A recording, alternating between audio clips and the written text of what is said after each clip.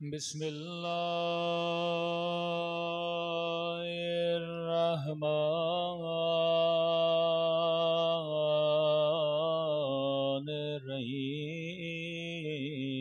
الرحیم الحمد للہ رب العالمین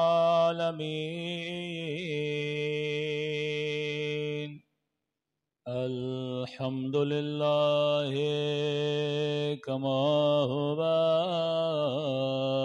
اہلہ الصلاة والسلام علی سید المرسلین وخاتم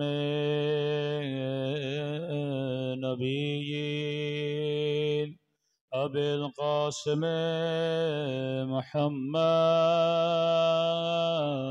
اللهم صل على محمد وعلى آله الطيبين الطاهرين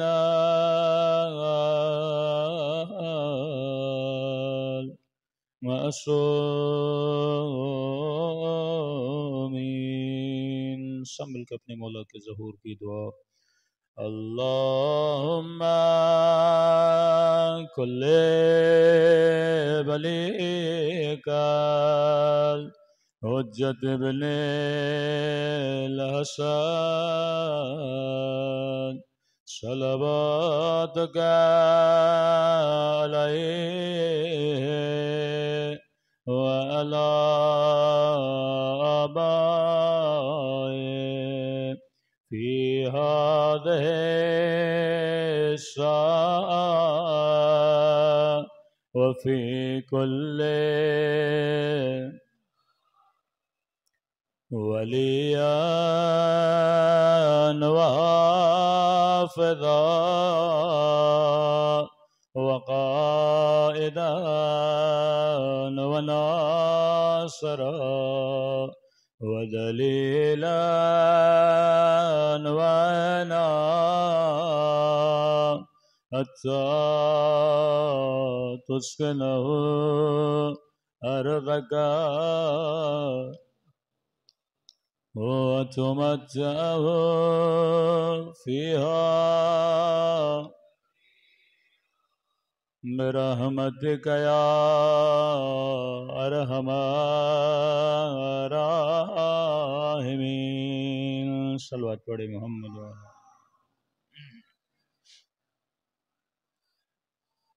بسم اللہ الرحمن الرحیم رب اشرح لی صدری ویسر لی امری واحلل عقدۃ من لسانی یفقہوا قولی اما بعد فقط قال رسول اللہ صلی اللہ علیہ وآلہ وسلم ان الحسین مصباح الہدی وسفینۃ النجات صلوات پڑھے محمد وآل محمد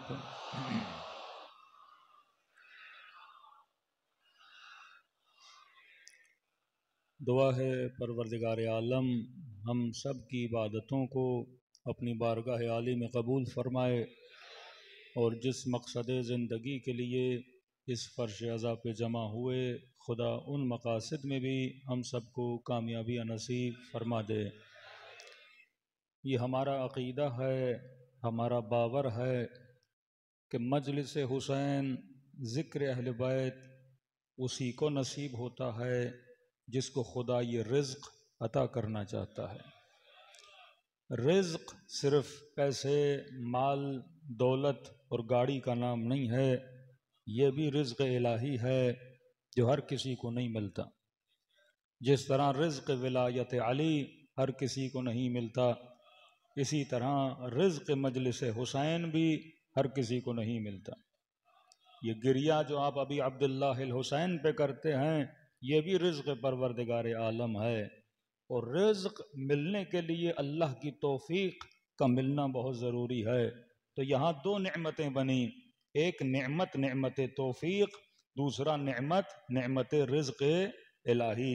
اگر خدا توفیق نہ دیتا تو کوئی مجلس میں نہ آتا، اور مجلس میں اگر نہ آتا تو اس رزق سے مستفید کیسے ہوتا؟ تو یہ رزق الہی ہے۔ ہم مجلسوں میں کربلا کا واقعہ منانے نہیں آتے، ہم کربلا کے واقعے سے اپنی نسلوں کو درس دینے آتے ہیں۔ کربلا کا واقعہ عرض کیا کہ ایک تہذیب ہے، کربلا کا واقعہ ایک کلچر ہے۔ یعنی 5 منٹ کے لیے تصور کریں، اگر مکتب اہل بیت سے واقع کربلا کو نکال دیا جائے تو ہمارے پاس کچھ بھی نہیں رہ جاتا۔ یہ کربلا ہے جس نے نسل در نسل فکر علی کو پروان چڑھایا، یہ کربلا ہے جس نے نسل در نسل ہمارے وجود میں محبت اہل بیت کو بھرا ہے۔ واقعاً اگر کربلا نہ ہوتی، اگر یہ ممبر نہ ہوتا، اگر یہ مجلس نہ ہوتی، اگر یہ نشستیں نہ ہوتیں، تو یہ دنیا کے تلاطم میں ہماری نسلیں کب کی ختم ہو چکی ہوتیں۔ جس طرح دنیا کی نسلیں تباہی اور بربادی کی طرف رواں دواں ہیں، بے حیائی کا عالم ہے، اوریانی کا عالم ہے، بے عفتی کا عالم ہے، غیرت تمام ہوتی جا رہی ہے، اسی طرح اگر یہ فرش عزا امام حسین نہ ہوتا آج حیا باقی نہ ہوتا، اگر فرش عزا حسین نہ ہوتا آج توحید باقی نہ ہوتی۔ تو یہ حسین ہے جس نے لوگوں کی دلوں کو آپس میں جوڑا ہوا ہے، یہ حسین ہے جس نے مومن کو مومن سے محبت کا سلیقہ سکھایا ہے، یہ حسین ہے جس نے ہم نے زندگی کا طریقہ سکھایا ہے۔ تو ہم یہاں قصے سننے نہیں آتے، ہم یہاں کربلا سے کچھ سیکھنے آتے ہیں۔ تو ہمیں یہ سیکھنا ہے کہ امام حسین کی زندگی کا طرز کیسا تھا، اسی طرز کو اپنایا جائے اور ہم اسی طرح کامیاب ہو جائیں گے جس طرح اصحاب امام حسین کامیاب ہوئے تھے۔ یہی تو دعا ہم زیارت عاشورہ میں مانگتے ہیں کہ انی سلم لمن سالبکم، یہ دعا کہ اللہم اجعلنی محیا محیا محمد و آل محمد، اے خدا میری زندگی وہ بنا جو محمد کی تھی اور آل محمد کی تھی، اور کہا و مماتی ممات محمد و آل محمد، اور مجھے موت بھی ویسی دے، میری انتہا بھی ویسی ہو جیسی محمد اور آل محمد کی انتہا تھی۔ پھر یہ دعا کرتے ہیں کہ اے خدا اجعلنی معکم فی الدنیا والآخرہ، مجھے حسین کے ساتھ زندگی عطا کر۔ اب یہ ساتھ سے مراد کیا ہے؟ کیا یہ ساتھ جسم کا ساتھ ہے کہ مجھے حسین کے جسم کا ساتھ عطا کر؟ ارے جسموں کا ساتھ تو بہت ساروں کو ملا، یہ ساتھ حسین کی زندگی کا ساتھ ہے، یہ ساتھ حسین کے کردار کا ساتھ ہے، یہ ساتھ حسین کی فکر کا ساتھ ہے کہ مجھے فکر حسین کے ساتھ اللہ زندگی عطا کرے، مجھے فکر حسین کے ساتھ رمق عطا کرے۔ لیکن آپ دیکھتے ہیں کئی لوگ تھے جو ظاہراً رسول کے ساتھ تھے، ظاہراً علی کے ساتھ تھے، لیکن اس ساتھ نے ان کو کوئی فائدہ نہیں دیا۔ لیکن کوئی تھا جو یمن سے آیا، نبی سے مل نہ پایا، لیکن نبی نے کہا کہ مجھے اپنے پیارے کی خوشبو آ رہی ہے۔ اصل جو ساتھ ہے وہ قلب کا ساتھ ہے۔ ایک بندہ کربلا جا کے حسین کی زری سے مل کے آتا ہے اور وہیں پہ رات کو خواب دیکھتا ہے، اے میرے زائر جب اپنے وطن میں واپس جانا تو اس زائر کو حسین کا سلام دینا۔ مولا کون؟ کہا وہ بوڑھا جو مومنوں اور عزاداروں کی جوتیاں بنا کے رکھتا ہے۔ ایک وہ ہے جو کربلا حسین کو سلام کرنے جا رہا ہے، اور ایک وہ ہے جسے حسین کربلا سے سلام بھیج رہے ہیں۔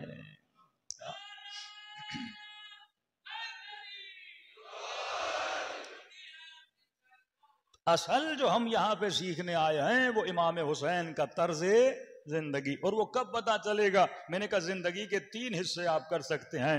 ایک زندگی کا حصہ وہ ہے جس میں اہل بیت کے معجزات ہیں، اہل بیت کا علم ہے، اہل بیت کی عصمت ہے، علم لدنی ہے، ان کی خلقت ہے، اس سے تو ہم مقابلہ کر بھی نہیں سکتے، نہ ہی کوئی بندہ اسے کاپی کر سکتا ہے، کیونکہ ہم معصوم بن نہیں سکتے، ہم نبی بن نہیں سکتے، ہم امام بن نہیں سکتے۔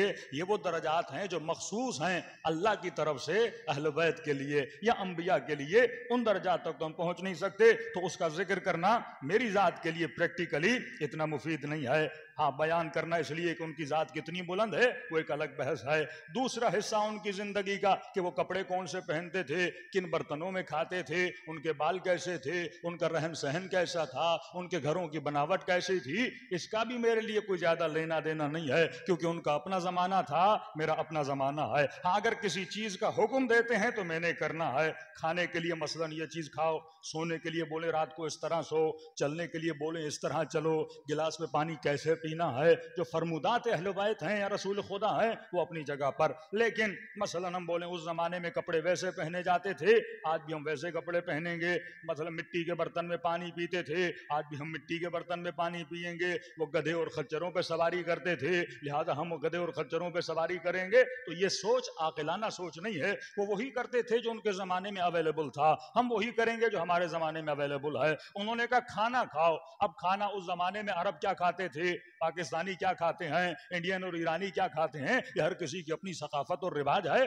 کھاؤ لیکن یہ دیکھ کے کھاؤ کہ حلال کھا رہے ہو، طیب کھا رہے ہو، طاہر کھا رہے ہو، اصول بتا دیا۔ اب کھانا کوئی بھی ہو، آپ بریانی کھاتے ہو، نہاری کھاتے ہو، نبی نے تو زندگی میں کبھی نہاری نہیں کھائی، تو سارے ہوٹل بند کروا دو، اسلامی حکومت ہے، اب کھانا وہی کھایا جائے گا جو رسول خدا کھاتے تھے۔ یہ ہیں بعض ایسے مسلمان جو ایسی سوچ رکھتے ہیں کہ بھئی نبی جیسے امامے، نبی جیسے کپڑے، ہم مٹی کے برتن میں پانی پیئیں گے، تو یہ فکر عاقلانہ فکر نہیں ہے۔ نبی نے کب منع کیا ہے کہ مثلا دوسرے شیشے کے برتن میں مثلا نہ پیو، انہوں نے اصول بتا دیا، ایسے برتن میں پانی نہ پیو جو ٹوٹا ہوا برتن ہو، کیونکہ جو ٹوٹا ہوتا ہے اس کے اندر شیطان ہوتا ہے۔ اب شیطان سے مراد وہ شیطان جنی نہیں ہے، شیطان سے مراد جراثیم ہیں، میکروبز ہیں، اور اس برتن میں جب ٹوٹ جاتا ہے تو اس کے اندر جراثیم چلے جاتے ہیں، وہ ایک الگ باب ہے، باب صحت ہے، کون سا کھانا کھانا ہے، کتنے لقمے کھانے ہیں، کتنی بار چبانا ہے۔ اب لقمہ عرب کی غذا کا ہو تو اتنی بار چباؤ، لقمہ نہاری کا ہو تو کتنی بار چباؤ، مطلب یہ ہے کہ زیادہ چبا چبا کر کھاؤ تاکہ پیٹ میں تمہاری بیماریاں نہ ہو، ابھی پیٹ میں تھوڑی جگہ ہو تو کھانا چھوڑ دو، یہ ایک الگ باب ہے، اس باب کے اندر میں داخل نہیں ہونا چاہتا۔ تو اس چیز سے بھی ہمارا اتنا لینا دینا نہیں ہے،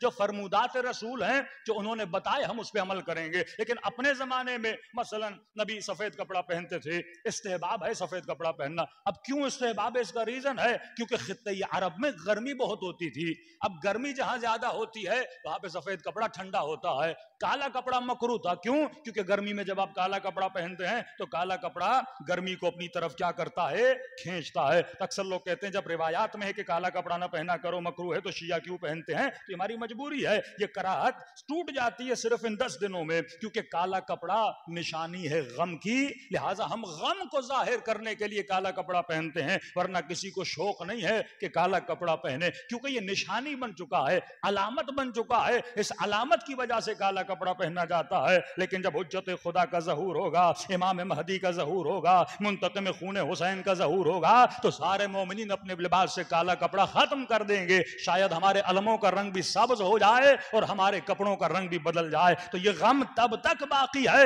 جب حجت خدا کا ظہور نہیں ہوتا، جب تک اس کائنات میں حق کو بیان نہیں کیا جاتا، جب تک حقیقی قاتلان اہل بیت اور اہل بیت سے دشمنی کرنے والوں کا نام دنیا کو نہیں بتایا جاتا، تب تک اہل بیت مظلوم ہے۔ کہ آج قاتل کی بھی تعریف کی جائے، مقتول کی بھی تعریف کی جائے، یہ وہ ظلم ہے، اس ظلم کو کون مٹائیں گے؟ امام زمانہ مٹائیں گے۔ تو یہ ایک ٹیمپریری عمل ہے، جس طرح عاشورہ کے دن روزہ رکھنے کے لیے کئی روایات ہیں، ایون رسول خدا سے منقول ہیں کہ عاشورہ کے روزے کا بہت ثواب ہے، اہل بیت بھی رکھتے تھے امام حسین کی شہادت سے پہلے، لیکن جیسے امام حسین شہید ہوئے اس کے بعد بھی اہل بیت نے رکھا ہے، لیکن اچانک بنو امیہ نے یہ اعلان کر دیا، تبرکت بھی بنو امیہ، یہ زیارت عاشورہ میں آپ پڑھتے ہیں نا کہ عاشورہ کے دن کو بنی امیہ نے مبارک دن مانا، یعنی ایک ایسا دن الیاذ باللہ الیاذ باللہ، جس دن الیاذ باللہ ان کے بقول کوئی اسلام کا دشمن مارا گیا تھا، امام حسین کے لیے ایسی نسبتیں دیتے تھے، تو لہذا کہا خوشیاں مناؤ، عاشورہ کے دن اچھے کپڑے پہنو،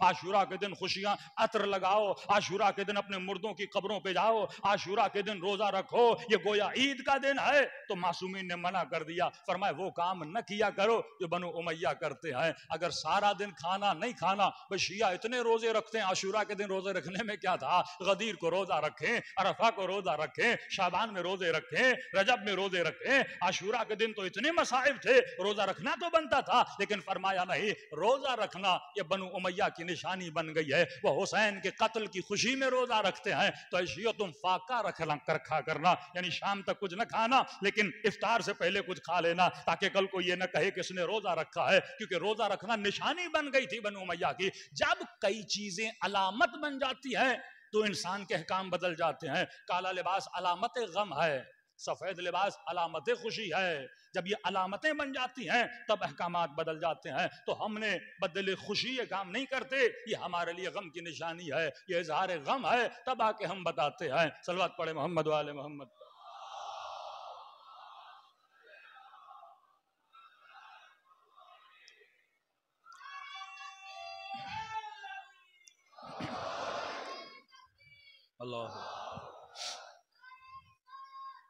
رسول اللہ.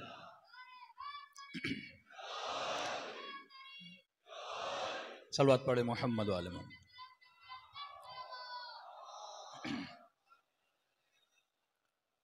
تو ہر حکم کے پیچھے ایک حکمت ہے. انسان اگر حکمت کو سمجھے گا تو زندگی بہترین طریقے سے گزرے گی. اب کہا کہ تیسرا حصہ جو اہل بیت یا انبیاء کی زندگی کا، پہلا ان کے مقامات، ان کا لینا دینا ان سے ہے، وہ ان کے ذات سے مربوط ہیں. تیسرا کس ماحول میں رہتے تھے، وہ اس ماحول سے مربوط ہے، کنیکٹڈ ہے. تیسرا یہ وہ اصول جو اہل بیت نے بتائے، وہ اصول جو خدا نے بتائے. کہ میں نے کسی خمسے میں یہ بولا تھا کہ مثلا ہم پہ اعتراض کیا جاتا ہے شیعہ اتنی لعنتیں کیوں کرتے ہیں، تو میں نے کہا لعنت کا اصول خدا نے بتایا ہے. اگر لعنت کرنا بری چیز ہوتی تو خدا قرآن میں اتنی لعنتیں کیوں کرتا؟ ایون کہتا ہے بسم اللہ کے پڑھنے سے پہلے ایک لعنت بھیج پھر بسم اللہ پڑھ. پہلے شیطان پہ لعنت بھیج. کیونکہ محبت بغیر بغض کے ہو ہی نہیں سکتی. محبت بغیر بغض کے ہو ہی نہیں سکتی. بغض جنم تب لیتا ہے جب محبت ہوتی ہے. ایک فلسفیکل بحث ہے، کہتے ہیں بھائی آپ کہتے ہو تاریکی اور نور، اندھیرا اور روشنی، تو بعض لوگ کہتے ہیں کہ اندھیرے کا کوئی وجود نہیں ہے، اندھیرے کا وجود عدم روشنی ہے، روشنی کا نہ ہونا اندھیرا ہے، خود اندھیرا وجود نہیں رکھتا. آپ بولتے ہو گرمی اور سردی، کہتے ہیں سردی کا کوئی وجود نہیں ہے، جب گرمی نہیں ہوتی تو سردی ہوتی ہے. تو اسی طرح بغض کا کوئی وجود نہیں ہے، جب محبت ہوتی ہے تو آٹومیٹیکلی بغض آتا ہے. آپ جس کے عاشق ہوتے ہو، جو بندہ اسے تکلیف دے اس سے نفرت ہو جاتی ہے. یعنی آج تک کوئی ایسا مسلمان ہے جو بولے مجھے رسول سے بھی عشق ہے اور ابو لہب سے بھی بڑا عشق ہے؟ یہ ہو سکتا ہے؟ اگر رسول سے عشق ہے تو ابو لہب سے عشق نہیں ہو سکتا. اور تم تو دور کی بات ہے، خدا اظہار بغض کر رہا ہے، تبت یدا ابی لہب وتب. صرف اس سے نہیں، اس کی بیوی سے بھی. وامرأتہ حمالۃ بالحطب، اس کے ہاتھ کٹ جائیں میں ان کو آگ میں جلا دوں گا، کیونکہ وہ دشمنی مصطفیٰ ہیں. تو اگر خدا مصطفیٰ سے محبت کرے گا تو مصطفیٰ کے دشمن سے نفرت کرے گا. اگر کسی کو علی سے محبت ہوگی تو علی کے دشمن سے بھی نفرت ہوگی.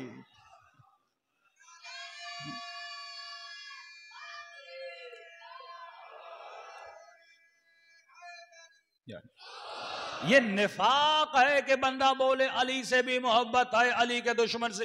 ہو ہی نہیں سکتا. دو محبتیں ایک جگہ جمع ہو جائیں. میں نے کہا بالکل ایسے ہے، کیونکہ میں قریبی مثال دوں تاکہ آپ کے ذہنوں میں باتیں بیٹھ جائیں. اگر کوئی بندہ آپ کو بولے آپ کے ابا سے مجھے بڑا پیار ہے، اصلا کوئی نہ بولے، آپ اپنے ابا کو بولو کہ بابا آپ سے بڑا پیار کرتا ہوں، لیکن وہ گلی کے اندر جو ہمارا ہمسایہ ہے، آپ کا دشمن جو دن رات آپ کو گالیاں دیتا ہے، بابا وہ بھی مجھے بڑا اچھا لگتا ہے. تو باپ بھی تو بولے گا نا لعنت ہے تیری محبت پہ کہ مجھ سے بھی پیار ہے اور جو مجھے گالیاں دیتا ہے اس سے بھی پیار ہے. تو بھائی جان شیعوں کو منافقت نہیں آتی. یہ مکتب علی ہے، یہاں ایک ہی لائن ہے اور وہ صراط مستقیم ہے. یہاں معیار بتائے جاتے ہیں، حق کیا ہے باطل کیا ہے.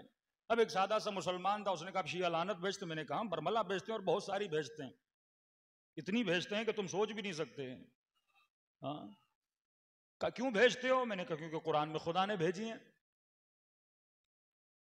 40 یا پتہ نہیں بہت زیادہ لعنتیں قرآن، یعنی وہ آیتیں آپ نکالو جس میں خدا لعنت بھیجتا ہے. میں نے کہا آج کے بعد ایک کام کرو، تم بھی اس پہ لعنت بھیجو جس پہ خدا نے لعنت بھیجی ہے. خدا قرآن میں نام نہیں لیتا، یہ اللہ کا کمال ہے، اصول بتاتا ہے. ان اللہ مع الصادقین، خدا کن کے ساتھ ہے؟ سچوں کے ساتھ ہے. اب سچا ایک ہوتا ہے، دو نہیں ہوتے. جنگ صفین ہے، علی اور امیر شام میں جنگ ہے، سچا تو ایک ہوگا نا، دو تو نہیں ہو سکتے. جنگ جمل ہے، علی میں نبی کی زوجہ میں ایک جنگ ہے، سچا تو ایک سچا دو نہیں ہو سکتے نا. اور خدا کہ ان اللہ مع الصادقین، میں کن کے ساتھ ہوں؟ سچوں کے ساتھ ہوں۔ اب یہ تم نے فیصلہ کرنا ہے کہ سچا کون ہے۔ تاریخ میں اختلاف ہے ہی یہی کہ سچے کون ہیں۔ بہت بڑا کانفلکٹ ہے امت میں۔ ایک نبی کی بیٹی لقب ہے صدیقہ، ایک نبی کے صحابی لقب ہے صدیق۔ کتنا بڑا کانفلکٹ ہے نا۔ اور کسی مسئلے پہ مسئلہ ہو جائے، اب ہم نے کسی نہ کسی کو صدیق ماننا ہے یا صدیقہ ماننا ہے۔ یہاں پہ امت نے فیصلہ کرنا ہے کہ میں نے کہاں جانا ہے۔ اور خدا کہتا ہے ان اللہ مع الصادقین، خدا کن کے ساتھ ہے؟ سچوں کے ساتھ ہے۔ اب جو سچا ہوگا اس کے ساتھ کون ہے؟ پروردگار عالم ہے۔ اب آتے ہیں اللہ کن کے ساتھ ہے، یہ پوری آیتیں ان اللہ مع المؤمنین، مومنوں کے ساتھ ہے، سچوں کے ساتھ ہے، صلحاء کے ساتھ ہے، زہداء کے ساتھ ہے، اتقیاء کے ساتھ ہے۔ یہ ایک صفت ہے۔ اب تمہیں دیکھنا ہوگا کہ متقی ہوتا کون ہے، سچے کی صفت ہوتی کیا ہے، خوف خدا رکھنے والوں کی صفات کیا ہیں، ان کی نشانیاں کیا ہیں۔ اسی طرح خدا کہتا ہے میری لعنت ہے کس پہ؟ لعنت اللہ علی القوم الظالمین، خدا کی لعنت ہے ظالموں پر۔ برملا قرآن کہہ رہا ہے کہ اللہ کی لعنت ہے ظالموں پر۔ اور کل میں ایک ٹی وی شو میں یا کوئی سوشل میڈیا کا شو تھا، پوڈ کاسٹ، اس میں اس سے سوال کر رہا ہے مفتی صاحب ہم یزید پہ لعنت بھیج سکتے ہیں یا نہیں بھیج سکتے؟ عقل کے اندھے جب خدا کہہ رہا ہے کہ میری لعنت ہے ظالموں پر، پھر تو مفتی سے کیوں پوچھ رہا ہے؟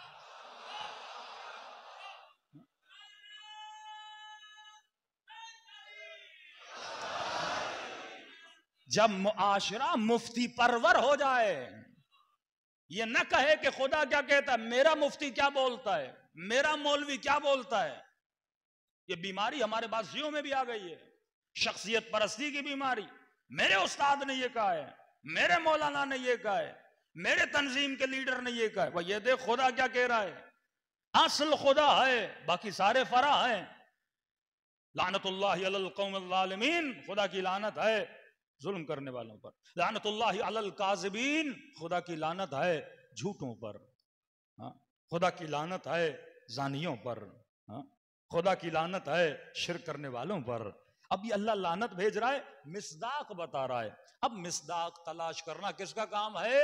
امت کا کام ہے۔ قرآن تمہیں روش دیتا ہے، تعصب کی بات نہیں ہے، ضد کی بات نہیں ہے، بات علم ہو رہی ہے۔ خدا کیا دیتا ہے؟ روش دیتا ہے، طریقہ دیتا ہے، اسلوب دیتا ہے، طریق دیتا ہے۔ اس طریق پہ کس سے چلنا ہے؟ امت نے چلنا ہے۔ صلوات پڑھے محمد و آل محمد۔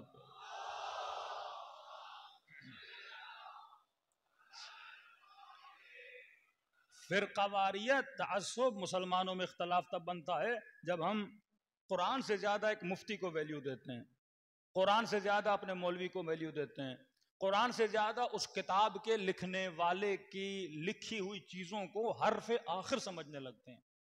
بھائی جتنی کتابوں میں حدیثیں ہیں سب جنہوں نے جمع کی، جنہوں نے لکھی، وہ غیر معصوم تھے۔ واللہ آج کسی بھی برادر اہل سنت کو اٹھاؤ اور اسے پوچھو، جتنی کتابیں ہیں، ایون یہ المیہ ہمارے پاس بھی ہے نا، صرف ان میں نہیں ہے۔ مثلا بہار الانوار کس نے لکھی؟ آپ بولو گے مجلسی نے۔ کسی کو پتا ہے مجلسی صاحب کون تھے، بیک گراؤنڈ کیا تھا، زندگی کیسی تھی؟ نہیں پتا۔ اسی طرح کسی برادر اہل سنت کو بولو گے بھائی کس کو جمع کیا، صحیح مسلم کو مسلم نے، صحیح بخاری کو بخاری صاحب نے۔ اب بخاری صاحب کون تھے، ان کی تاریخ کیا تھی، کیسی شخصیت تھے، عقیدے کیا تھے، کسی نے کوئی ریسرچ کی؟ کوئی نہیں کرتا۔ بس ہمارے تک جو آیا ہم فوراً ماننے کے لیے تیار ہو جاتے ہیں۔ لہٰذا جس کی سب سے زیادہ اتھینٹسٹی ہے وہ کون سی کتاب ہے؟ قرآن ہے۔ کیونکہ اب قرآن کے لیے نہیں بول سکتے کہ مسلم نے بولا، بخاری نے بولا، مجلسی نے بولا، اس میں ہم سیدھا بول سکتے ہیں یہ کلام من عند اللہ ہے، پروردگار عالم نے بولا ہے۔ اب اگر کوئی آیت کوئی حدیث سمجھ نہیں آتی مجھے، میں رجوع دوں گا نبی کی احادیث کی طرف۔ اب احادیث میں دونوں دیکھوں نا، یہ کون سا طریقہ ہے کہ سنی بولتا ہے میں صرف بخاری مسلم کو دیکھوں گا، اور مثلا شیعہ بولیں کہ ہم بھی صرف اپنی، سب کو دیکھو تم جو تمہاری نظر میں معتبر ہے، تھوڑی سی تحقیق کرو، دونوں کا موقف پڑھو، پھر پروردگار عالم کیا کرے گا؟ ہدایت کے راستے ہم سب کے لیے کیا کرے گا؟ کھول دے گا۔ اب اسلوب زندگی امام حسین جو ہماری زندگی کے کام آ سکتے ہیں، ان اسلوب کو اگر ہم فالو کریں. آج میں تھوڑا ایک اصل کی طرف اشارہ کروں گا. انشاءاللہ کل کی مجلس میں کوشش کریں گے زیادہ سے زیادہ امام حسین کی زندگی کی وہ روش، وہ اصل جیسے اگر ہم فالو کریں تو ہماری زندگی میں دنیا بھی آباد آخرت بھی آباد. صلوات پڑھے محمد وآل محمد.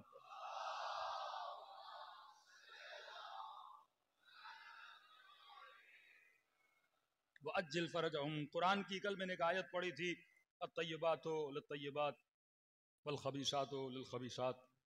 اللہ کہتا ہے طیب لوگوں کے لیے طیب، خبیث لوگوں کے لیے خبیث.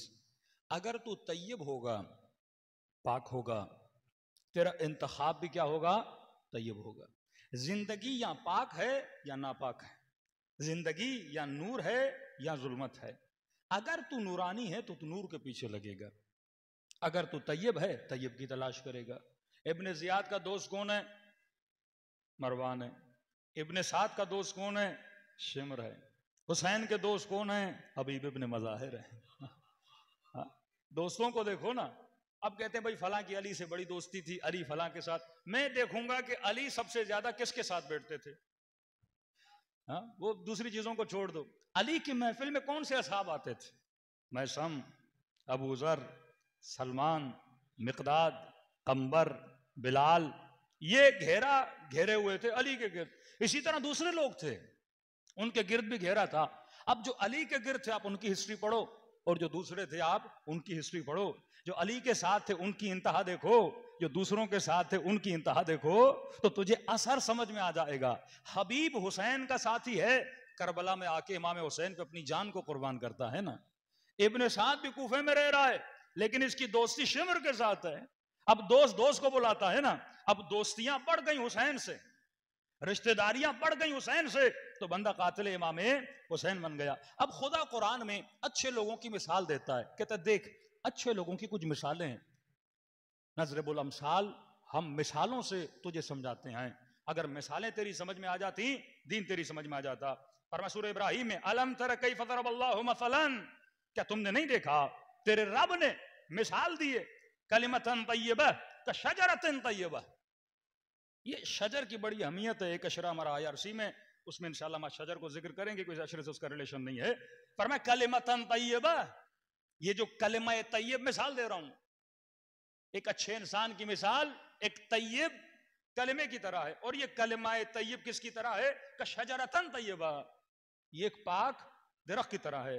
اب پاک درخت اور طیب اچھے درخت کی نشانی کیا ہوتی ہے؟ جگہ جگہ مثالیں. آپ روڈ پہ چلتے ہو، کچھ تنومند درخت، مضبوط درخت، اچھے درخت، کچھ ایسے درخت ہوتے ہیں بیکار درخت، ناکارہ درخت، کچرا کرنے والے، کانٹے دار درخت، بندے کو تکلیف، گھر والوں کو تکلیف، بندہ پریشان. اللہ مثال دے رہا ہے درخت، کیونکہ ہم مادی اور مٹیریل نگاہیں اور مائنڈ سیٹ رکھنے والے لوگ ہیں، تو خدا بھی مٹیریل مثالیں دے کے ہمیں اصل تک پہنچانا چاہتا ہے. فرمایا کلمۃ طیبہ کشجرۃ طیبہ اصلھا ثابت. شجرہ طیب کی نشانی یہ ہے اس کا اصل کیا ہوتا ہے؟ ثابت ہوتا ہے. مطلب اس کی جڑیں کیا ہوتی ہیں؟ ثابت ہوتی ہیں. اور روایات میں ملتا ہے کہ یہ جو الطیبات للطیبات والخبیثات للخبیثات، امام حسن صلح کرنے کے بعد جب امیر شام کے دربار میں گئے تو یہی آیت پڑھنے لگے. کا شجرہ طیب اور ہوتا ہے، شجرہ خبیث اور ہوتا ہے. اور اپنی طرف اشارہ کیا کہ مجھے دیکھ میں شجرہ طیب ہوں، اصلھا ثابت، میری جڑیں مضبوط ہیں. آج پوری دنیا بنو امیہ کا شجرہ بھی اٹھا کے دیکھ لے اور علی کا شجرہ بھی اٹھا کے دیکھ لے، واقعاً آپ کو سمجھ میں آ جائے گا طیب کیا ہوتا ہے اور طیب کیا نہیں ہوتا. فرمایا طیب کی نشانی یہ ہے کہ اصلھا ثابت، اس کا اصل ثابت ہوتا ہے، ریشہ جڑیں مضبوط ہوتی ہیں، تنومند ہوتی ہیں.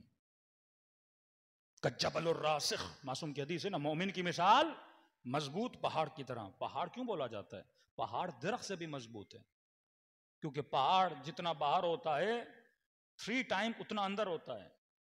مومن ڈیپلی اتنا مضبوط ہوتا ہے. اصلھا ثابت، اس کا اصل کیا ہوتا ہے؟ ثابت ہوتا ہے. یہ نہیں کہ آج کی رات ابن سعد کے لشکر میں ہے یا آج کی رات حسین کے لشکر میں ہے، کل ابن سعد کے لشکر میں چلے جائے. جنگ صفین میں شمر علی کے ساتھ ہے اور کربلا میں یزید کے ساتھ ہے. کئی ایسے بڑی بڑی شخصیات امام حسن کے ساتھ. اگلے دن رشوت ملی، مد مقابل کے لشکر سے چلے گئے کس کے لشکر میں؟ امیر شام کے لشکر میں. مومن کیا ہوتا ہے؟ مضبوط ہوتا ہے. اصلها ثابت. جناب حجر ابن عدی کی طرح سر کٹا دیا پر علی کو نہیں چھوڑا. میں سمجھ تمار کی طرح بازو کٹ گئے پر علی کو نہیں چھوڑا. مومن کا اصل کیا ہوتا ہے؟ مضبوط ہوتا ہے. اور یہ چیزیں آپ پاکستان کے سیاسی ماحول میں اس کو بڑے اچھے طریقے سے محسوس کر سکتے ہو. وفاداریاں کس طرح بدلی جاتی ہیں، سیاسی پارٹیاں کس طرح ایک چھوڑتے ہیں. جن لفظ لوٹا استعمال کرتے ہیں نا، لوٹے کا اصل ثابت نہیں ہوتا. اس کا اصل ہے ہی نہیں، بندے کا کوئی نظریہ ہے ہی نہیں، اس کی جڑیں مضبوط ہے ہی نہیں. آج یہاں کل کہیں اور چلا جاتا ہے. پر مومن کی نشانی اصلها ثابت، اس کا اصل ثابت ہوتا ہے. یہ نہیں کہ ڈیلی بے ڈیلی اپنی چیزوں کو بدلے. اب ایک نکتہ شعراء کے لیے عرض کروں. پچھلے زمانے میں بھی شعراء، حسان ابن ثابت ایک شاعر تھا. قدیر خم میں رسول خدا نے اعلان کیا من کنت مولا ہو فہذا علی مولا، جس جس کا میں مولا اس کا علی مولا. حسان ابن ثابت نے علی کی فضیلت میں شعر پڑھنا شروع کر دیے.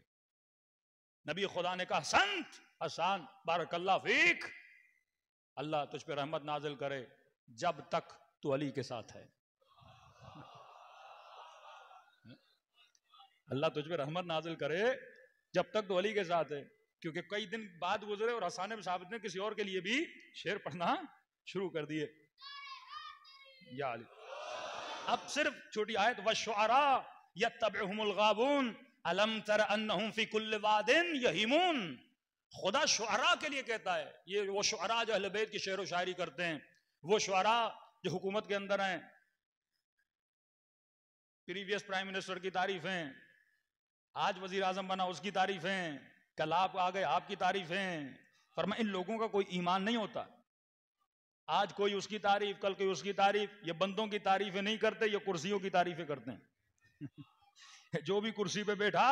اب خدا قرآن میں کہتا ہے الشعراء یتبعہم الغاوون الم تر انہم فی کل واد یہیمون. اللہ کہتا ہے خبردار، یہ نہ ہو کہ آج تو اس وادی میں تیر رہا ہے، کل کسی اور وادی میں چلا جائے. تیرا اصل ثابت ہونا چاہیے، تیرا عقیدہ مضبوط ہونا چاہیے، تیرا نظریہ مضبوط ہونا چاہیے. ایسا نہ ہو کہ ہر آنے والے کی بندہ کیا کرے؟ تعریف کرے. پر میں اصلها ثابت وفرعها فی السماء. جب اصل مضبوط ہو تو اس کی شاخیں بھی آسمان کی بلندیوں تک جاتی. جب عقیدے مضبوط ہوں، جب نظریے مضبوط ہوں تو اس کے عمل کو بھی خدا کیا کرتا ہے؟ بلند کر دیتا ہے. اور فرمائے کیا تم نے نہیں دیکھا اس شجرے کو؟ تیسری صفت تؤتی اکلھا کل حین باذن ربھا. جب شجر ایسا ہو، اصل ثابت ہو، شاخ آسمان کی طرف جاتی. شاخ عمل کو بولتے ہیں. آپ تصور کریں کہ سائنس اتنی ترقی کر جائے اور ایک ایسا درخت بنائے جو درخت پورا سال سرسبز رہے، کبھی خشک نہ ہو. دو درخت ہیں، ایک درخت نخل کا، دوسرا زیتون کا. یہ کبھی خشک نہیں ہوتے، پورا سال ہرے بھرے رہتے ہیں. لیکن فصل سال میں ایک بار دو بار. لیکن آپ تصور کریں کہ ایسا درخت ہے، اللہ مثال دے رہا ہے، جو سرسبز ہے، جس کی جڑیں مضبوط ہیں، سال کے کسی دن بھی خشک نہیں ہوتا، اس کی شاخیں آسمان کی طرف، اللہ کی طرف ہیں. تؤتی اکلھا کل حین، اور جو ہر روز پھل دیتا ہے. یہ مومن کی شخصیت کو اللہ بیان کرے. یہ نہیں کہ 6 مہینے میں ایک بار پھل دے، سال میں ایک بار پھل دے. مومن ہر لمحہ کیا دیتا ہے؟ پھل دیتا ہے. اس کی بارز ترین مثال فرماتا ہے اہل بیت اگر کوئی ہے تو جناب سلمان فارسی ہیں. صلوات پڑھے محمد وآل محمد.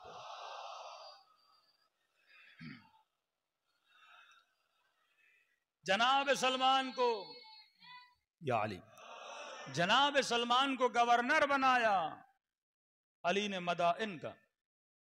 مدائن کی ویلیو بغداد سے زیادہ تھی، کیونکہ بغداد کو تو بعد میں آ کے بنو عباس نے اس کی تعمیر کی. لیکن اس زمانے میں اگر کوئی بہت بڑا شہر تھا وہ کیا تھا؟ مدائن. جس طرح ایران میں رے کی ویلیو بہت تھی، تہران تو بعد میں بنا، کہ امام نے فرمایا تجھے رے کی گندم کا دانہ بھی نصیب نہیں ہوگا. شہر رے بولتے تھے. مدائن بھی اسی طرح. تؤتی اکلھا کل حین. اب اس کی صفت یہ ہے اس درخت طیب کی، اس بندہ طیب کی، کہ یہ کل حین ہمیشہ باثمر رہتا ہے، پھلدار ہوتا ہے. یہ مومن کی صفت ہے. مومن ہمیشہ پھلدار. مومن کی مثال یہ نہیں 10 دن نیک، 10 دن گزر گئے پھر کنجوس. کل حین اگر 10 دن تیرے اندر جذبہ ایثار ہے تو ہمیشہ جذبہ ایثار رہے. یہ نہیں کہ 2 مہینہ بندہ نیک ہو گیا، کالے کپڑے پہنے، چہرے پہ داڑھی بھی آ گئی، اور جیسے 2 مہینے گزرے بہترین بلیڈ خرید کے کہا اب تو محرم چلا گیا. یہ شجرہ خبیث ہے جو 10 دن اچھا ہوتا ہے پھر برا ہو جاتا ہے. یہ صرف ہمارے یہ مسئلہ ہے، پوری امت کا مسئلہ ہے. کئی لوگ ہیں جو مثلا تبلیغی جماعت میں جاتے ہیں، جیسے تبلیغی جماعت میں آتے ہیں داڑیاں بڑھ جاتی ہیں، وہ ٹائم پیریڈ ختم ہوا پھر ویسے بن جاتے ہیں. بندہ کربلا جاتا ہے نیک ہو جاتا ہے، واپس آتا ہے پھر ویسا ہو جاتا ہے. 2 مہینے امام حسین کے آتے ہیں، بڑی روحانیت، بڑا دین، بڑی اللہ کی باتیں، بڑا اخلاق، بیوی سے بھی اچھا، مجلس سے سن کے جا رہے ہیں نا، اثر ہو رہا ہے، لیکن اصلہ ثابت نہیں ہے. اس کا جو ثمر ہے، اس کا جو پھل ہے، اس کا جو فروٹ ہے وہ ہمیشہ کے لیے نہیں ہے، وہ کبھی کبھی ہے. ایک دن اچھا اگلے دن برا. فرمایا نہیں، کل حین مومن ہمیشہ باثمر رہتا ہے. ایسا بھی نہیں بندہ آج اچھا کل پوسٹ مل گئی، بڑی پوسٹ پہ آ گیا، آفیسر بن گیا، اب لوگوں کو جواب نہ دے، اب اپنے کزن کو نچلی نگاہ سے دیکھے. ہاں بھائی پہلے تو ملتا بھی تھا، سلام بھی کرتا تھا، ابھی کیا ہو گیا؟ اس کا ثمر کل حین نہیں ہے. جب مقام مل جاتا ہے تو بندہ اپنے اصل کو کیا بھول جاتا ہے. اب یہ سلمان ہے علی کا گورنر، یہ سلمان ہے من اہل البیت، جس کی تربیت علی ابن ابی طالب نے کی ہے. گورنر بنا مدائن کا. کہتے جیسے سلمان مدائن میں آئے، سادہ سا لباس، ہاں اپنے اسی گدھے پہ چڑھ کے گورنر بن کے آئے. اے کاش ہمارے خطیب بھی جناب سلمان کی طرح کوئی گدھا ہی رکھ لیتے. کس طرح لوگوں کے ایٹیٹیوڈ، لوگوں کے اسٹیٹس بدل جاتے ہیں، کس طرح لوگوں کی خلقیات اور ان کا اخلاق، ان کے رویے بدل جاتے ہیں. گورنر بنا مدائن کا، بڑی سادگی سے آیا مدائن کے اندر. جیسے وارد ہوا تو سلمان نے دیکھا ایک بوڑھا ہے اور گندم کی کوئی بوری ہے، کوئی سامان ہے، بورے سے اٹھایا نہیں جا رہا. سلمان اس گدھے سے اترے اور اس بوڑھے کو کہا کہ بابا جی میں آپ کی مدد. حالانکہ خود بھی سلمان کوئی اچھا خاصا بابا بن چکا تھا، خود بھی بڑا عمر رسیدہ ہے، لیکن کہا کہ بزرگ ہیں آپ، اٹھا نہیں پا رہے، اللہ کی ابھی توانائی میرے بازوؤں میں ہے، میں آپ کی مدد کرتا ہوں.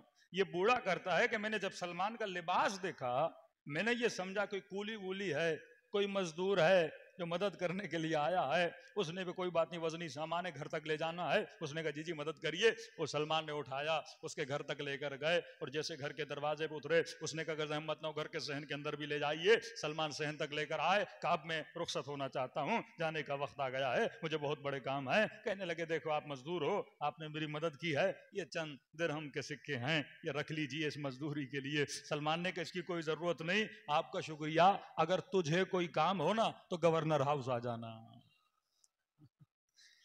پریشان ہو گیا. اب یہ گورنر ہاؤس کراچی والا نہیں ہے، سلمان کا ہے. کہ اگر تجھے کوئی کام ہو تو آ جانا. کہ آپ ہیں کون؟ کہ میں علی کا گورنر سلمان محمدی ہوں. بوڑھے نے ہاتھوں کا بوسہ لیا کہ واقعاً جب علی کا نوکر ایسا ہے تو علی کیسا ہوگا.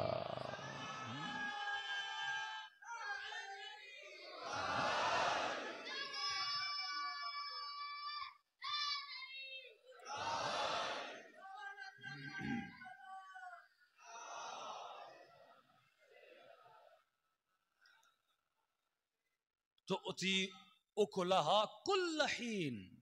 سلمان نے بھولا نہیں کہ میں گورنر بنا ہوں تو اب مدد نہ کروں، میں نبی کا صحابی ہوں تو اب مجھ میں اکڑ آ جائے، میں حافظ قرآن ہوں تو مجھ میں اکڑ آ جائے، تعجب آ جائے، عجب آ جائے، تکبر آ جائے. نہیں، تو اتی اکلہا کل حین.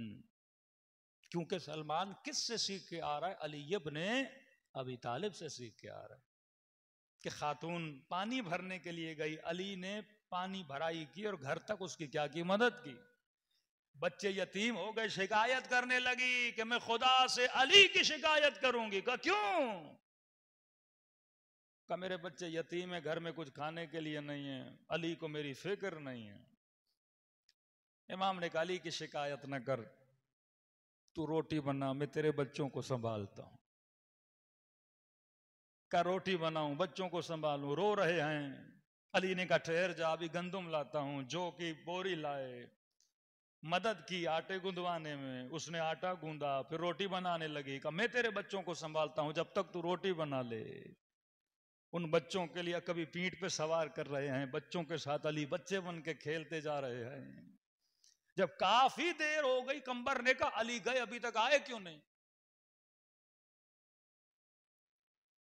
دروازے پہ دستک دی، خاتون باہر آئی، کہ اتنی دیر ہو گئی، میرے مولا گھر کے اندر آئے ہیں، ابھی تک باہر نہیں آئے۔ بولیے کہ غلام انتظار کر رہا ہے۔ کہ کون سے مولا؟ کہ علی ابن ابی طالب۔ اپنے سر اور منہ پہ مارنے لگی کہ میں نے مولا سے کام کروایا، گھر کے برتن دھلوائے، میں نے گھر سے جھاڑو دلوائے۔ کہنے لگی مولا غصے میں تھی، بے ادبی ہو گئی۔ کہا نہیں، یہ فرض تھا علی ابن ابی طالب پر کہ علی کی حکومت میں کوئی یتیم بھوکا نہ رہے۔ علی کو پھر ایسی حکومت نہیں چاہیے۔ جب حکومت ملی اور شہر میں امیر المؤمنین داخل ہوئے کوفے میں، فرمایا کوفے والوں گواہ رہنا، یہ علی کا گھوڑا، یہ علی کا لباس، یہ علی کی عبا، یہ علی کے جوتے، گواہ رہنا جب حکومت ملی تھی یہ لے کر آیا تھا، جب جاؤں گا تو یہی لے کر جاؤں گا۔ یہ ہے اکاؤنٹیبلٹی آف امیر المومنین، کہ جب تو سرکاری آفس میں گیا تو کیا لے کر گیا تھا، اور جب تو واپس آیا تو یہ کروڑ کہاں سے لے کر آ رہا ہے۔ یہاں آفیسر جب ریٹائر ہوتے ہیں اربوں روپیوں کی ملکیت بن جاتی ہے، تبھی وہ ویسٹرن ورلڈ میں جرمنی کا رہنے والا کہتا ہے کہ مغرب والوں کو، ویسٹرن لوگوں کو بنی امیہ کے لوگوں کے سونے کے مجسمے بنا کر اپنے ملکوں میں لگانے چاہیے، کیونکہ اگر بنو امیہ نہ ہوتے تو پورے ویسٹرن ورلڈ کو علی کے اخلاق نے گھیر لیا ہوتا۔ اسلام سرحدوں کو پار کر کے آگے آ جاتا ہے۔ کا احسان ہے بنو امیہ کا، انہوں نے روکا علوی معاشرے کو، علوی اخلاق کو، حسین کے کردار کو۔ آج کس چیز سے انگریز انسپائر ہو؟ مسلمان کے اخلاق سے، تیری رشوتوں سے، تیرے بھکاری پن سے، تیرے جھوٹ سے، تیرے ظلم سے، یا تیری غداریوں سے؟ آج کوئی انسپائر نہیں ہے مسلمانوں سے۔ تبھی کوشش کی جا رہی ہے کہ جگہ جگہ اسلام کے چہرہ، خراب تو ویسے ہی انہوں نے خود بنا دیا ہے مسلمانوں نے، کبھی کفر کے فتوے، کبھی فرقہ پرستی، کبھی تعصبات، عدم اخلاق، کہ ایک مسلمان دوسرے مسلمان کو اپنی مسجد میں برداشت نہیں کرتا۔ الحمدللہ یہ اخلاق حسین ہے کہ ہم اپنی مجلسوں میں ہر کسی کو دعوت دیتے ہیں، آ جا یہ فرش حسین ہے، یہاں مکتب کی قید نہیں، یہاں مذہب کی قید نہیں، یہاں ہر وہ شخص آ سکتا ہے جس نے حسین سے خیرات لینی ہے۔ عزیزو یہ فقیری کے دن ہیں، خیرات کے دن ہیں، دلوں کو کربلا کی طرف روانہ کریں، سلام کریں اپنے مولا کی مظلومیت پہ جنہوں نے اپنا سب کچھ راہ خدا میں لٹا دیا۔ السلام علی الحسین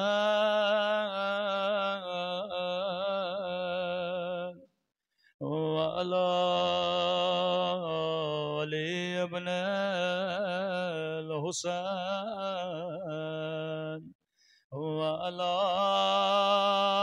اولاد الحسین وعلی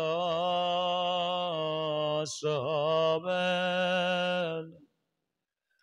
بلند آواز سے السلام علی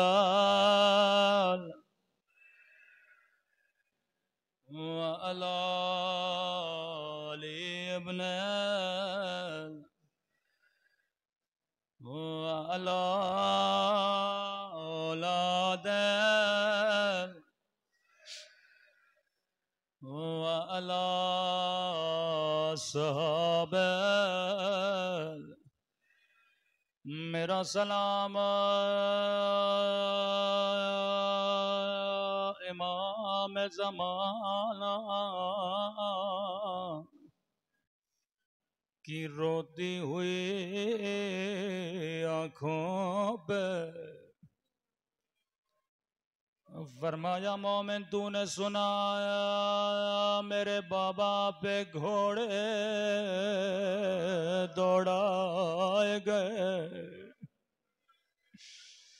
لیکن یہ منظر میں نے اپنی آنکھوں سے دیکھا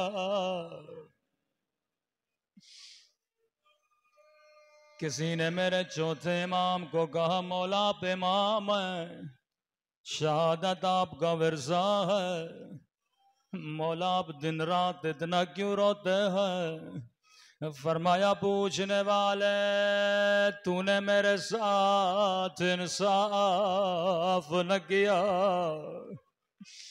علی اصغر کا گلا کٹنا میرا ورثہ تھا اکبر کے سینے میں برچھی لگنا میرا ورثہ تھا میرے بابا کے بدن پہ گھوڑوں کا دوڑ جانا یہ میرا ورثہ تھا لیکن تو نے سجاد کے ساتھ انصاف نہ کیا کیا ماں بہنوں کے ساتھ بازاروں میں جانا یہ بھی میرا ورثہ تھا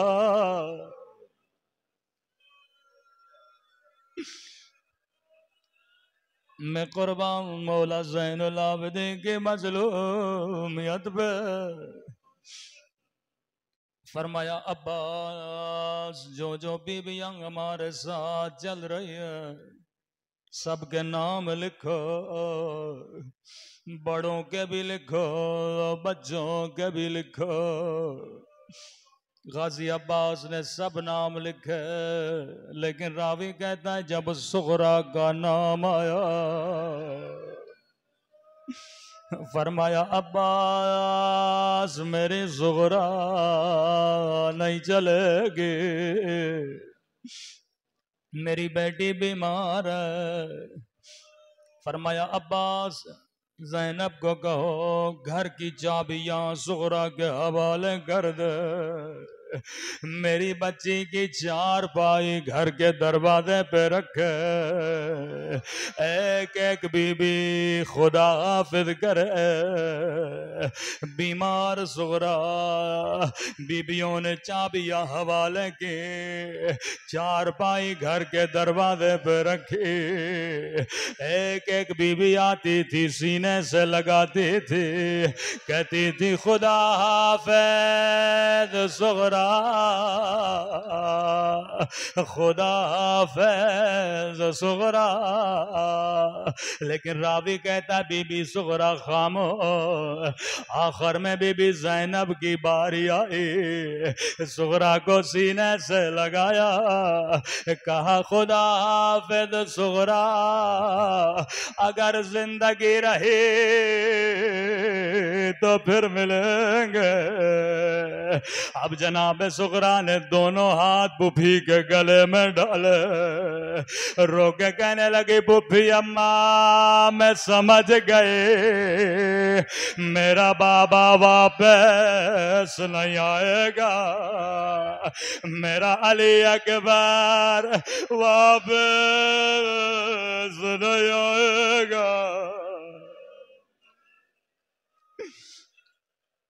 بی بی زینب کو بڑا پیار آیا کہ صغرا اس بات کا علم میرے علاوہ حسین کے علاوہ کسی کو نہیں، تجھے کیسے پتا چلا؟